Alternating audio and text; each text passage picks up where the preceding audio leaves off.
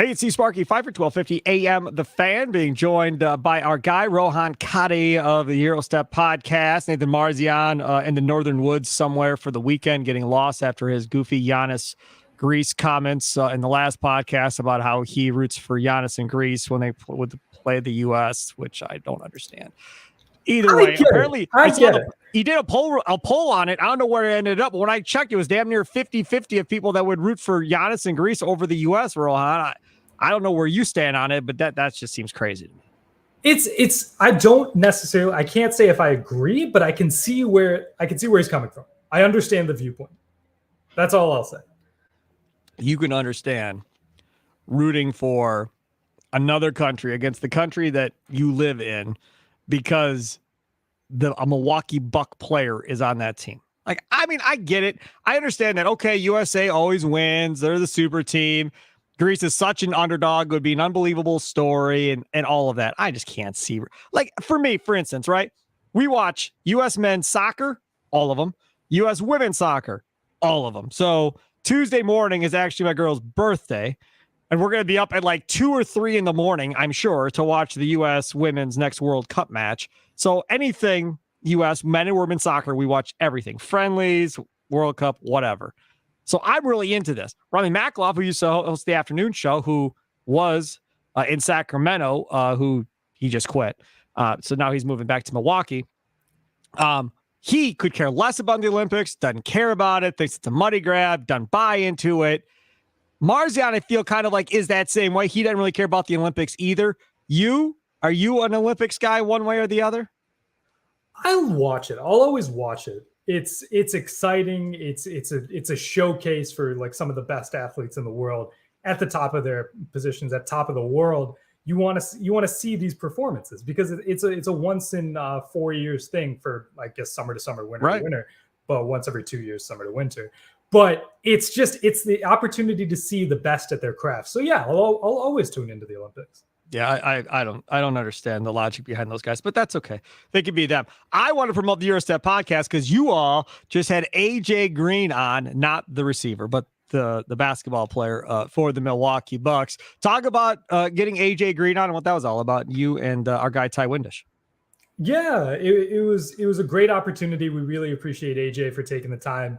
It was a great interview. We talked a lot about like him and his journey, obviously getting a full standard NBA contract after being on a two-way his rookie year last year, after being undrafted, just his come up, like what he is working on, his impressions of the new coaching staff, which he really likes so far, what you can expect to be different both offensively and defensively for the Bucks this upcoming season.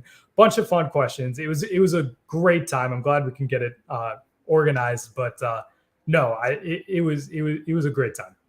I have a question. How much do you think he plays this year? It's you and me. He's not listening. I think he gets a solid shot. Especially considering that we have a new head coach in Adrian Griffin and that he is starting from no biases whatsoever. Like he's not used to like, for example, under Mike Budenholzer, it's like, oh yeah, AJ Green, he's on a two-way contract. He just came in. I know these other guys like Wes Matthews, Joe Ingles. Like I know what these guys can do. I've worked with them in the past, aside from Joe Ingles, but like Grayson Allen, Wes Matthews, like that wing shooting guard rotation with Adrian Griffin. Everyone's starting at the same spot. Like everyone's trying to build their own rapport. So I think he has a solid chance if he shows out at camp, and he also got a chance to work with him in summer league. So if he has the opportunity and he shows himself to be, hey, I can fit into this rotation, because we all know he can shoot the lights out. Like he is a knockdown shooter, baby bird. So he obviously provides a skill. He talked with us about how he's improving on the defensive end, what he's doing to do that, what he's excited about for the defensive scheme. I think there's a solid shot he gets like a chance in the rotation. Let's talk about this. You have Pat Connaughton. Not a big fan. High energy guy. Fine. I get it. Playoff shooter because he doesn't shoot in the regular season. Fine. Grayson Allen. Never been a Grayson Allen guy. Malik Beasley. Just got him. Plays the same position as the other two. And now we're talking about AJ Green being in this mix as well. I don't know how all four of those guys get run legitimate run and a rotation throughout the course of a year. To me, that's where I'm struggling. Now, if they move Grayson Allen for something else, okay, fine. Then I can kind of see how maybe he gets in. To me, there's somebody's not going to be in this rotation of those four. And I promise you, Malik Beasley's in the rotation. So outside of him, then it comes down to Connaughton, Allen, and Green, and probably two of those three legitimately get some run. I think that's a very valid point, but I do think it's important to note that with Pat, you don't necessarily have to play him at the 2. You can slide down to the 3. He's shown he can be a really, really play well at the power forward position. So I think he offers more versatility, so you can sort of mix and match around that. And it honestly might come down to like who's hot at the time. Like Malik Beasley might be he might be in a downward trend shooting wise. Then it's AJ Green's turn. And if AJ Green's like, you know what, he's not shooting the ball that well, you can always feed the hot hand because you have multiple options. And to the point of Malik Beasley, we just saw him out of the rotation in the playoffs last time he played. So there's no guarantee that it's going to work out well. I'm obviously like a big fan of the signing, and especially on like a value contract of a minimum contract. Yeah, you go and sign Malik Beasley 10 times out of 10 in that situation. And I do think he has the opportunity to play very, very well with the Bucks. I'm just saying it's not a guarantee. Wouldn't you have liked to have been in the room to hear the new Bucks head coach, Ian Griffin, talk about why he wants Malik Beasley? Because there's got to be a reason. So why? Because John Horst, I don't think, maybe I'm wrong, I don't think he just goes and makes a deal without talking to his brand new head coach as far as what his new head coach wants, right? He has talked nonstop about communicating with the head coach and getting the guys that the head coach wants to fit into their system and so forth. So I believe John Horst does it the right way. He's not just doing it like Ted Thompson, giving them guys, figure it out. You know, I don't care whether it works or not. They're football players. Figure it out, coach. So he's not doing that. So there has to be something that when Adrian Griffin looked at this roster and saw this team play the last couple of years that he said, okay, we're missing this. And it comes at a position to where it's been the same dudes playing that position for a while now in Connaughton and Grayson Allen. Yeah, I think it's just the opportunity to really like get a jolt, to get some energy in there, especially considering, like I mentioned, like Malik Beasley was out of the rotation with the Lakers in the postseason. But that's not to say that he's not a valuable player. It just didn't work for him in that certain situation at that given time. He's had a long career being able to show like, hey, I can perform in these situations. I know what I need to be doing. I can be trusted with the ball in my hands. I'm going to be able to make the right reads. And by the way, I'll knock down shots when I need to. Mm-hmm. Like there's a tremendous amount of value there. And you're just trying to get as much talent as you can. And Malik Beasley is talent. No doubt about it. Rohan Katti joining us. Follow him on Twitter at rkatti Jr. You're a junior. Is there pressure for the next one to occur? Because, like, I'm the fourth, and we did not have a fifth because she did not want to go down that road. So it's over for my family at 4. Is there pressure for you to go farther? No, there's no pressure whatsoever. No, none whatsoever. I had some pressure from my dad. My dad was none too happy about it ending with me, but it is what it is. Let's move back to the Bucks. Marc Spears of ESPN was on TV earlier today being Thursday. To record this Thursday night. And a video came out. They were talking about the new ESPN power rankings. The Nuggets are 1, the Bucks are 2. Marc Spears not really understanding why the Bucks are 2, considering they got knocked out early in the playoffs by the Miami Heat. And then he goes on to say his heart was broken by the fact that the Bucks got knocked out that early. So I saw a lot of people, oh, he's a hack. Oh, he sucks. Listen, man, he was saying he was heartbroken by the fact that the Bucks got knocked out. It's not like he hates the Bucks and was trying to throw shade at them. But I think it does bring up an interesting point. Like, should they be ranked that high? Should people be respecting the Bucks that much to have them as the second best team in the NBA, knowing they got bounced by that Miami Heat, who, as of right now, is not as good as they were maybe last year because we're waiting on the Lillard side and the Lillard trade to happen. Now, if the Lillard trade happens, then we can revisit as far as what they look like. But as of right now, they're not as good as they were when the season ended. But where would you put the Bucks? Do you think it's out of line for Marc Spears to say, why are they 2?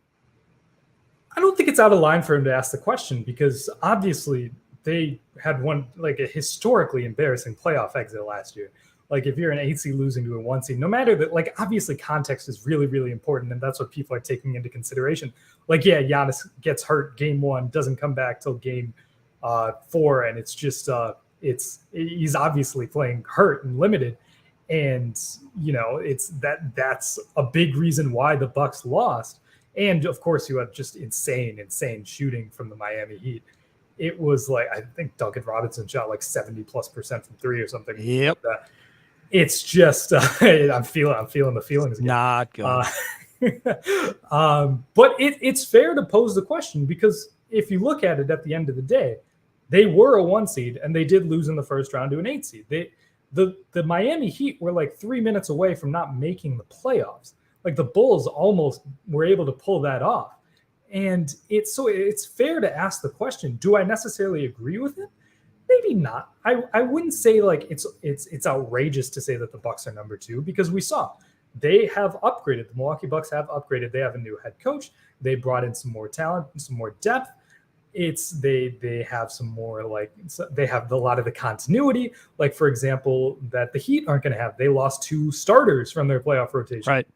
The Celtics completely have reinvented their identity this offseason, trading away Marcus Smart, letting Grant Williams, I guess it was technically a sign and trade with the Mavs, and trading for Kristaps Porzingis. They've completely reshaped who they are as a team, so they don't necessarily have that continuity. The Bucks do. Their core guys stayed. Chris Middleton's back. Brook Lopez is back. They still have Drew. They still have Chris, and they still have Giannis, obviously, who's like has a full offseason to recover. And he obviously had that knee cleanup surgery, so it's like hopefully that alleviates some of the issues he's been having with in regards to his knee troubles. It's like this is obviously a team that's going to be really, really good. I don't think it's audacious or outrageous to say that the Bucks are the second best team in the league. All right, let's go back to something you said. So in the little write-up that they put on ESPN, they kind of brought up what you brought up, which is team's pretty much intact. They're deeper, it appears, than they were last year, and they have a new coach. But time out. This dude's never been a head coach in his life. I mean, you're not getting Phil Jackson, who's got rings, he's taking over for Bud. We know we got an upgrade. You could make more of an argument of, well, Nick Nurse won a championship too, like Bud, but Nick Nurse does A, B, and C better than Bud. So, okay, this makes sense. And maybe you upgraded over Bud with Nick Nurse.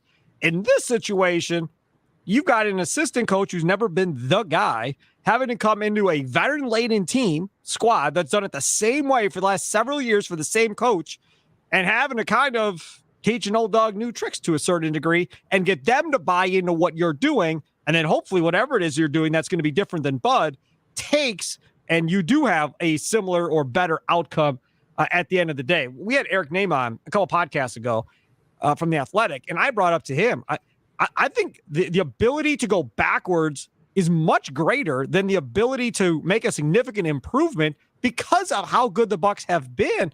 Like, this is a tough gig for a first-time head coach to come in and live up to expectations, Rohan.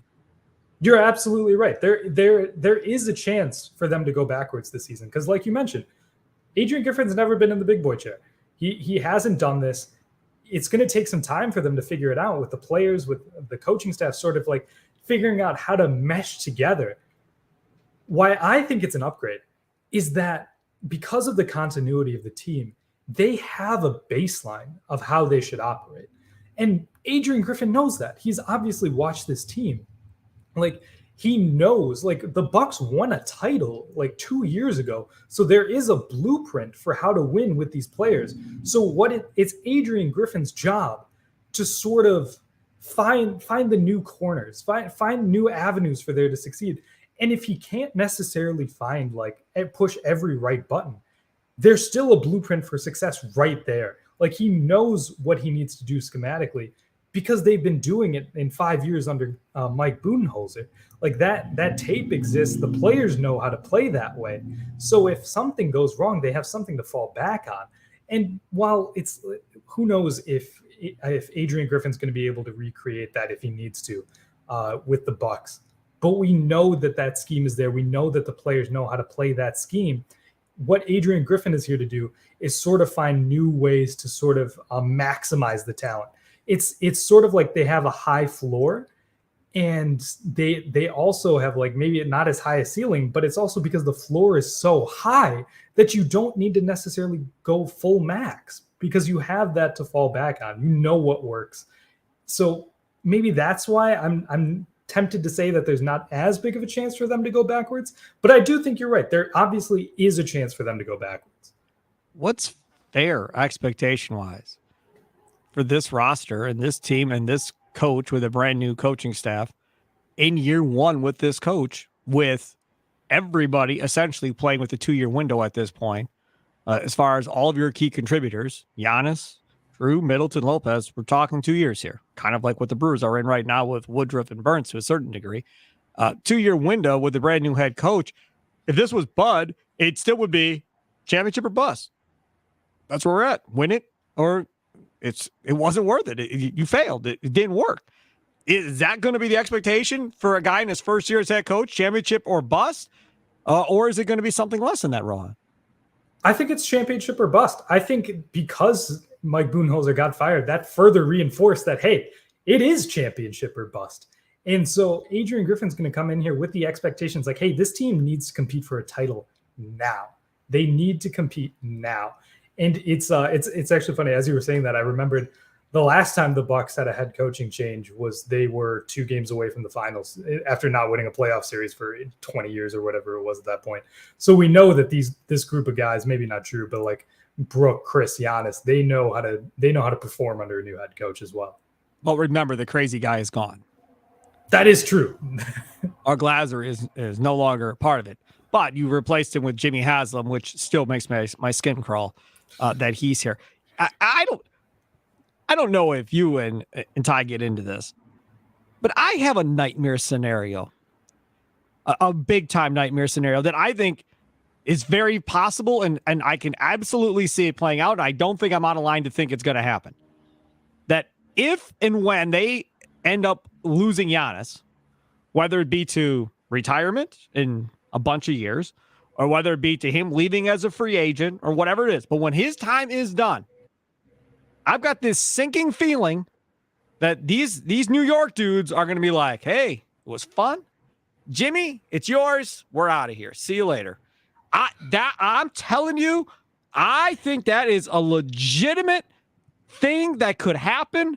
And I am very, very concerned because Lazary, storm clouds are coming and all this other nonsense that he said. Yeah, he's to a degree, he's probably right. He doesn't want to be here. When Giannis is gone, you can't fill the brand new arena. The Deer District, it doesn't have nearly as many people in it because people aren't going to Bucks games nearly as much. And the full rebuild is on. Man, these guys are hedge fund guys.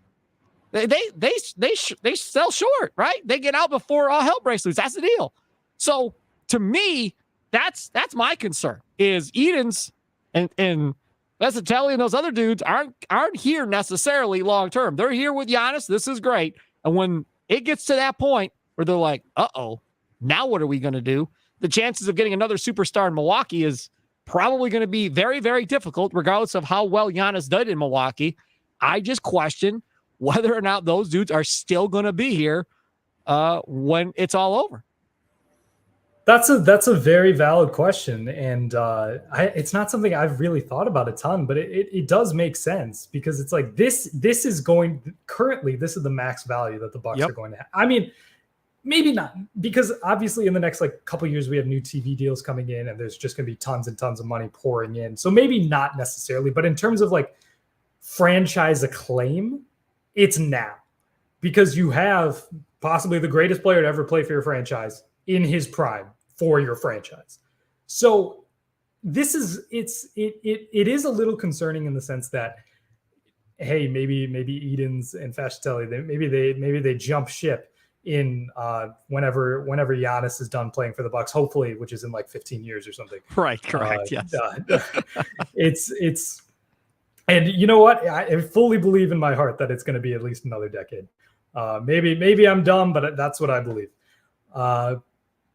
It's inevitable that someone is going to jump ship because that's just what happens. That's what happens with every sport. It's just, it happens all the time. You see all of these teams being sold in the NBA, in the NFL, and any major sport. There's always going to be ownership changes. What matters is there going to be a good enough transition period? Because the last time the Bucks were for sale, there was a solid transition period. Herb Cole did what he needed to do to keep the team in Milwaukee. They got a new arena built, and now obviously we're in this era of success. And a lot of that most of that is due to Giannis, but there's also been like just this brand explosion of the Milwaukee Bucks, and it's you have to give credit where credit is due. And plus, like currently the owners are spending what they need to spend. They're going to be over the second apron this season. They're doing whatever they can. But when this team starts to dwindle, because it's inevitably going to happen, this team is not going to be a contender forever. As much as we want to believe it, there will be doldrums for this franchise again, hopefully in like a decade or so. There's going to be like some guys who are wanting to jump ship, whether that might end up be Jimmy Haslam. Like he might be the one that wants to sell. Maybe he just wants to cash in now. That's why he came in now when like right before the new TV money comes in so he can maximize his sale. And then, hey, maybe he's the guy that jumps like that. That's also a full possibility. Well, he's not getting any younger. So we have that going for us. That's true. We've got that going for us, Rohan. The other thing too is talking about this Bucks ownership. And I don't hear it enough. And maybe it's because people don't like Alex Lazary. And maybe some people don't like Mark Lazary because of political affiliation or whatever the case may be. But literally a couple days ago, we were driving on the interstate past downtown Milwaukee. And you look at all the stuff that's going up. And you think about all the stuff that's gone up since. A majority of that development never even gets off the ground prior to that Deer District happening, prior to them buying up a bunch of buildings downtown and taking over buildings and bringing in energy with a different mindset, and Peter Feigin and those guys meeting with city leaders and being like, come on, let's go. We can do some different stuff here.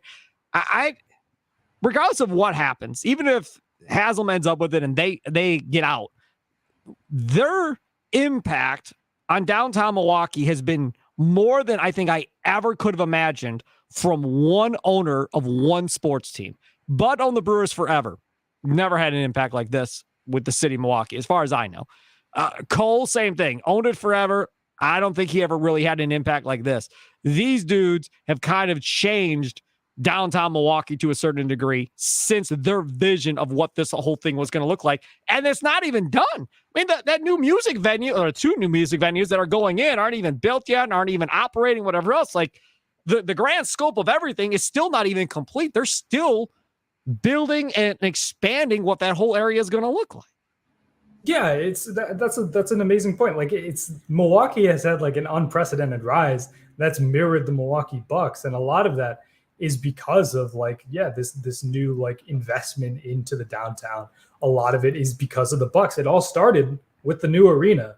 So you're absolutely right. There has been a massive impact on the city of Milwaukee. Like I live here. It's hard not to notice how much it's been growing and how it continues to grow, especially with all like a lot of plans being discussed for like what you want to do with like 794 and like a lot of these like highway developments. It's hard not to see how much the city has grown, and they've grown with the Bucks. So yeah, that's like, again, another part where credit is due. Like, yeah, they've had a tremendous impact on the city of Milwaukee.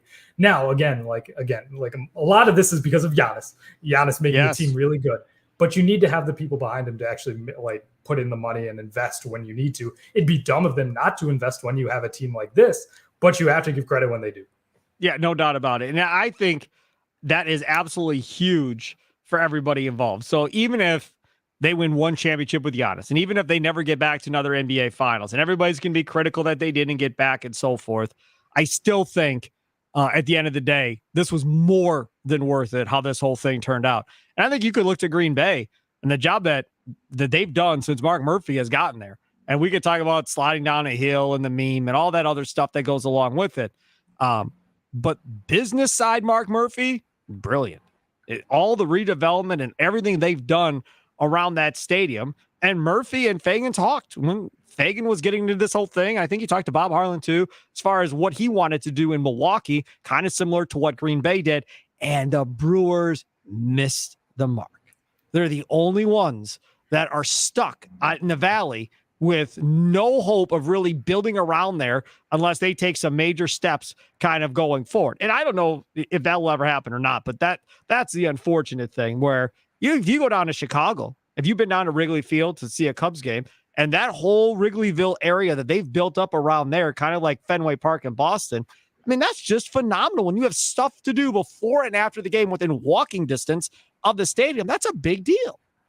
Yeah, it absolutely is. It's just like, I went down to Wrigley for the first time. It was actually the Brewers' second game of the season. I got to see in Wrigley. Nice. And you just go and see Wrigleyville, and it's just like, wow, this is what a baseball stadium can be like. I was in Denver last summer, and you see what the Rockies Stadium like in the middle of downtown, and it's just like you see all of this stuff, and it's like, man, this is what's possible. Like you can do this, and then you come back to Milwaukee and you see AmFam just in a concrete jungle. And it's just parking lot after parking lot. You have to transport to the game is your biggest headache before the game.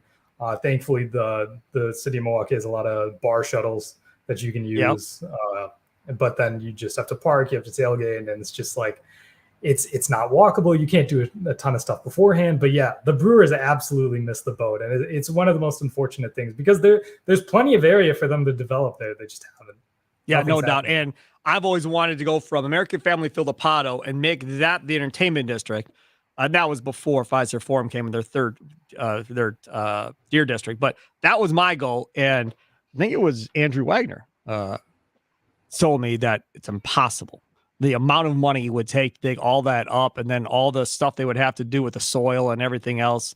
That goes a lot with it. He's like, dude, there's no chance that's ever going to happen. Like, it's a pipe dream. Trust me, there's no way financially they can do that. And that was pretty much the extent of my dream. I want to get this out news item on the Bucks. The Bucks are going to host Kids Day at the Wisconsin State Fair on Tuesday, August 8th from 10 a.m. to 4 p.m. at Central Park on the fairgrounds. Bucks fans age 6 to 11 can claim a complimentary youth ticket by signing up for Bengals Kids Club presented by BMO before Tuesday, August 1st. Tickets must be claimed by August 1st and are only valid on August 8th during scheduled Kids Day activities. Are you a big State Fair guy and a big Bucks Milkhouse guy? I've never actually been to the Bucks Milkhouse. What? I've never been there. What do you mean? Have you gone to State Fair? I haven't gone in a while. I just haven't. That was Herb Cole's baby that he put in years ago. It's right by the grandstands. As you go under that grandstand, that's right there on the corner. I plan to rectify that this year. Oh, that's horrific. What? So you've never had the root beer milk? None of that stuff? Oh, never. I know. I know I've been missing out. People always told me I'm missing out, and I will change that this year at the State Fair.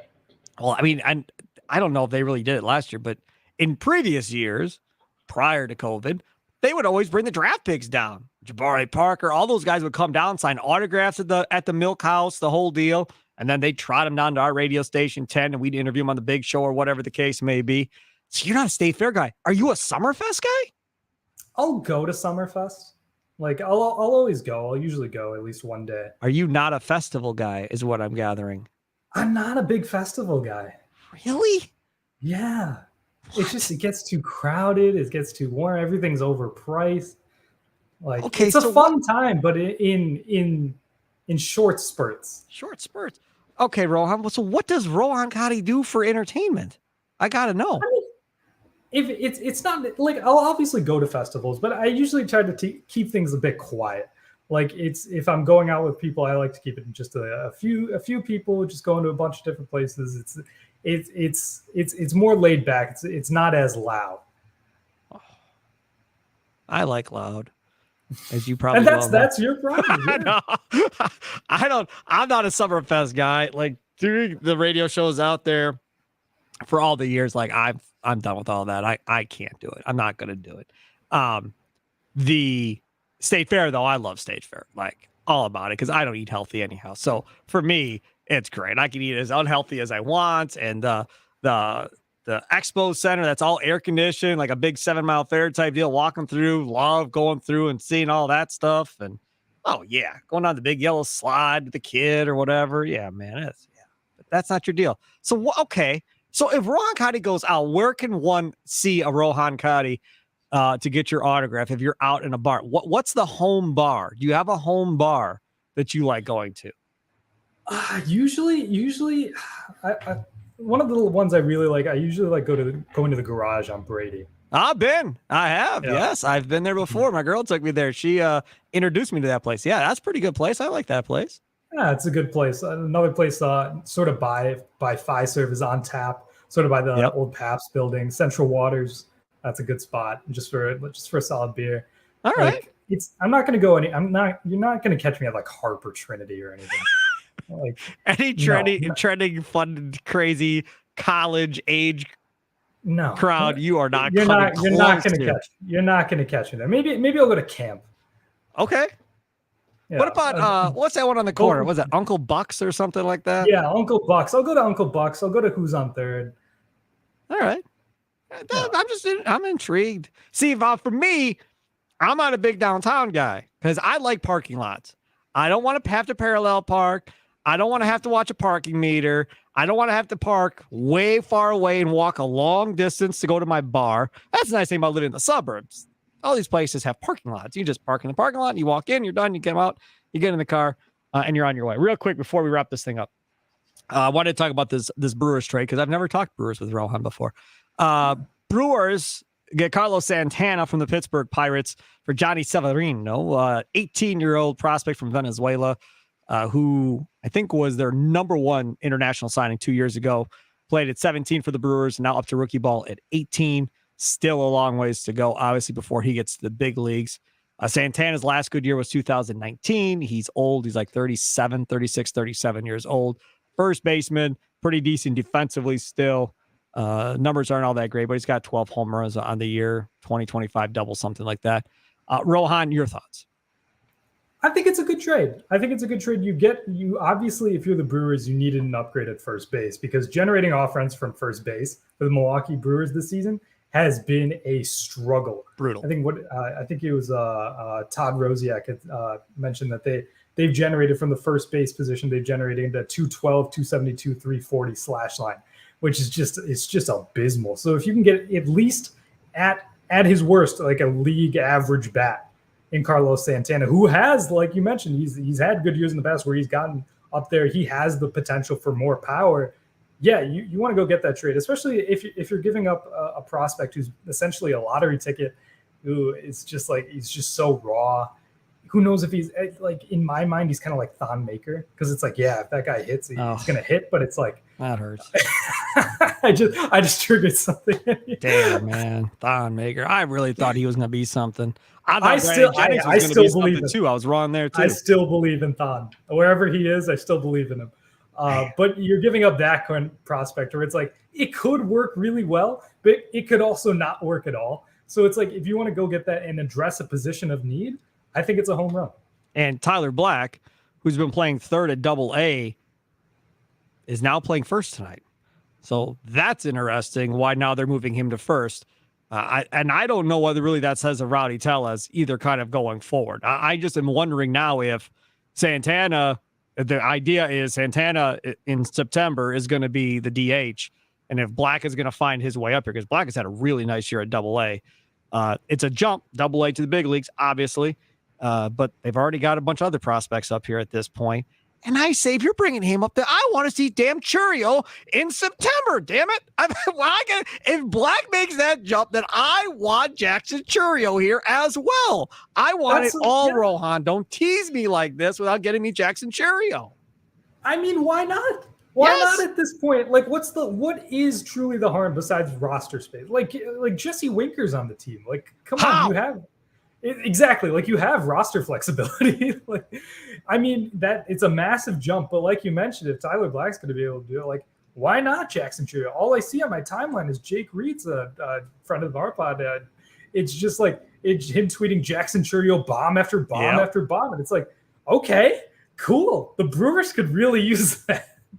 I mean, maybe we shouldn't be too greedy because obviously we just saw Sal Frelick get called up, and it's been magical. So we just want it all, and maybe it's not going to all work out like that, but it might. Who knows? You'll never know unless you try. I really haven't had a favorite Brewer, but I'm in on Sal. Short guys unite. Like I want a small dude to play well for this team. I may have to get myself a Penn jersey. Is immaculate.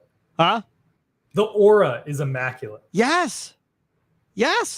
I don't know. We'll see how this whole thing plays out, but I'm excited to see if they do anything else. I think they need at least one more bat here before Tuesday for the deadline. I don't think just Santana fixes this whole deal. Like, I'd love to see him get Candelaria from the Nationals.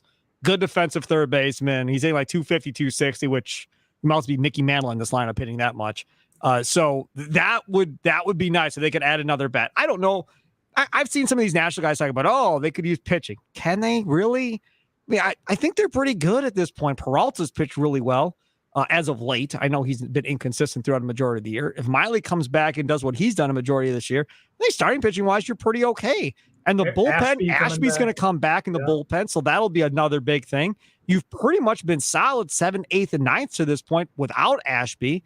I feel pretty good about pitching, Rohan. And I'll tell you what, Peter Strzelecki's been playing well recently. Yep, and that's another one. So it's like, yeah. So you have options. So I'd be more concerned about the bats. I think I'm in agreement with you. I'd be more concerned about the bats rather than the pitching.